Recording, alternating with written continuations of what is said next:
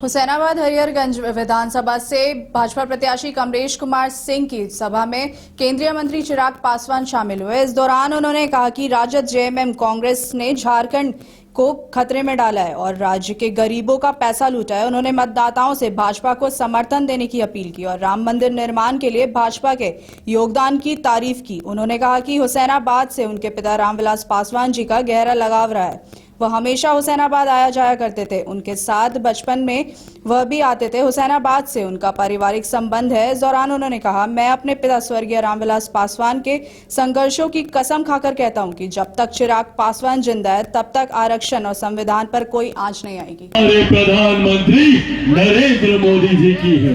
साथियों, अर्थव्यवस्था का मजबूत होना सिर्फ अर्थशास्त्रियों का विषय नहीं है।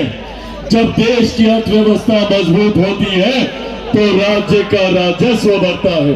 हर जिले में विकास की योजनाओं के लिए ज्यादा राशि आती है। हर व्यक्ति के हाथ में ज्यादा कमाई आती है। प्रति व्यक्ति आय में इजाफा होता है। अभी तो 5वें नंबर पर यह अर्थव्यवस्था है।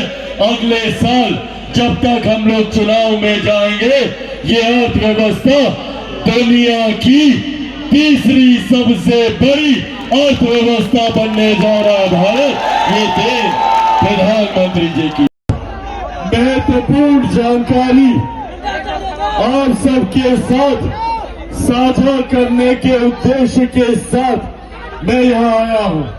साथियों, हमारे गठबंधन ने, अलग अलग पार्टियों ने अपने तरीके से हम लोगों ने जानकारी हासिल की है और हर जानकारी में एक बात तय है, एक बात स्पष्ट है कि आगामी 23 तारीख को जब चुनाव परिणाम आएंगे तो उन परिणामों के बाद झारखंड में एनडीए की सरकार बनना तय है। इसमें कोई संदेह नहीं है।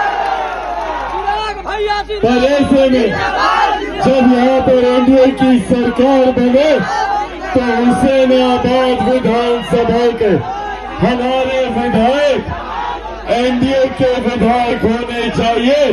प्रधानमंत्री नरेंद्र मोदी जी के विधायक होने चाहिए।